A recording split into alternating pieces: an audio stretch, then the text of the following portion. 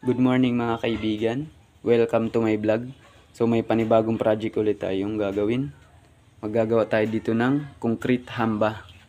Ayan.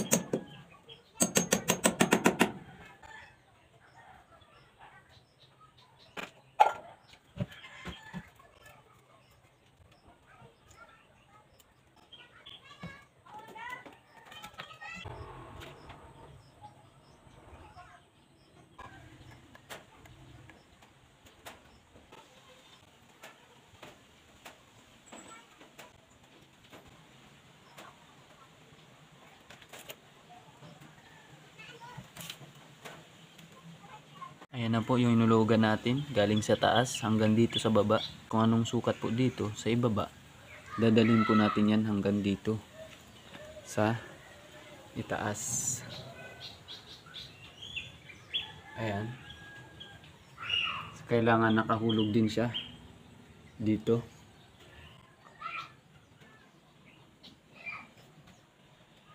Pag okay na po yan at nasa hulog na, ito na naman po ang ating susukatan. Hindi na tayo maghuhulog dito.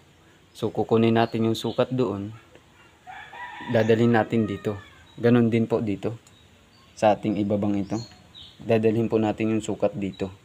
So ang pinakasukat po ng ating pinto na ilalagay dito ay 80 cm. So gagawin po natin dito is mag-adjust po tayo ng kaunti. 80.5 para po saktong-sakto yung ating pinto na ilalagay. So may allowance siya para sa ating bisagra, para hindi na tayo magkatam para sa ating pinto.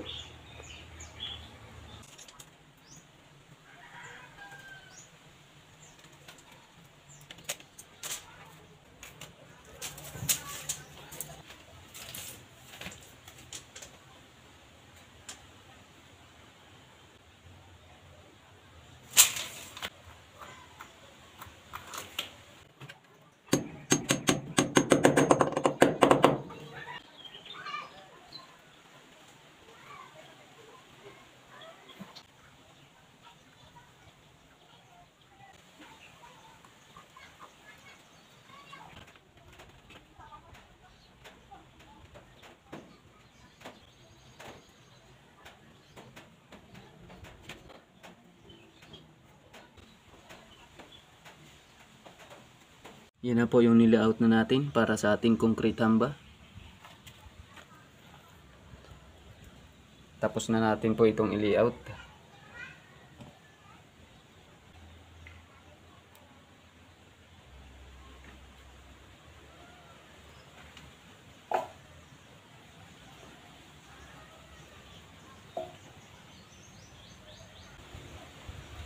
Dito po sa kabila, hindi na natin ito lilayoutan ng tansi. Papakita ko po sa inyo kung paano ko po ito gawin para hindi na natin gamitan ng tansi.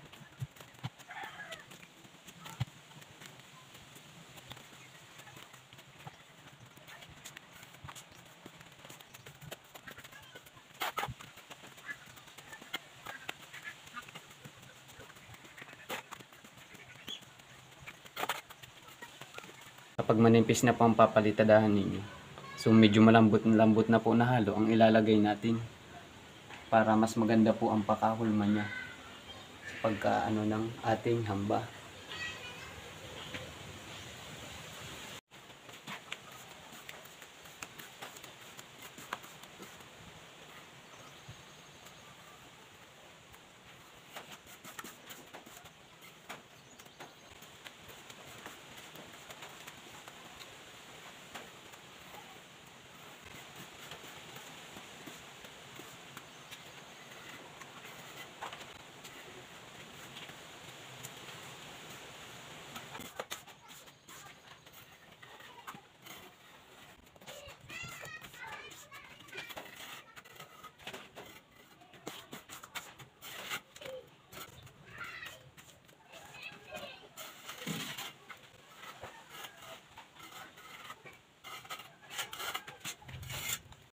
Kapag ganyan na po at naplastera na po na ninyo, ay pwede na po na ninyo yan barahin.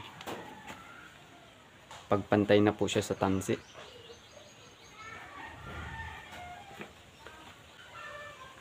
Pwede na po yan padaanan ng bara or kahigan.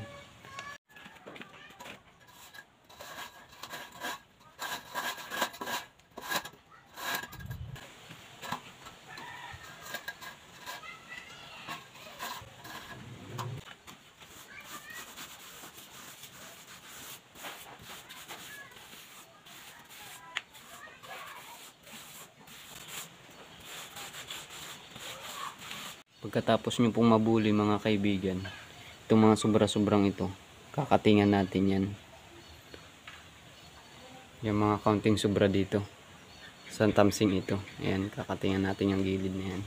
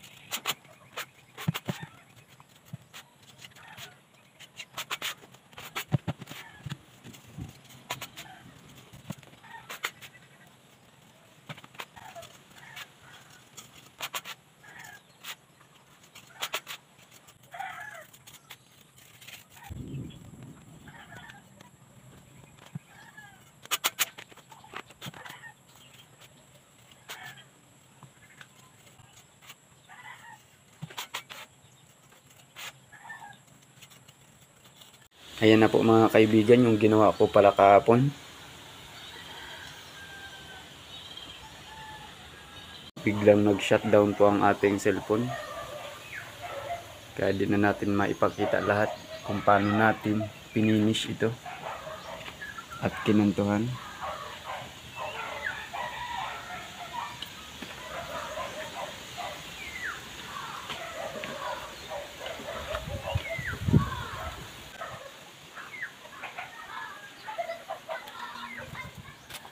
Maganda po siyang tingnan pag ito ay sabay-sabay po na napuruhan lahat.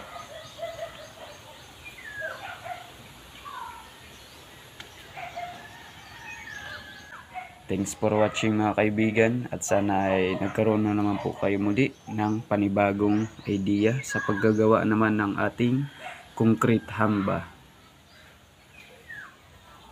See you in the next video mga kaibigan.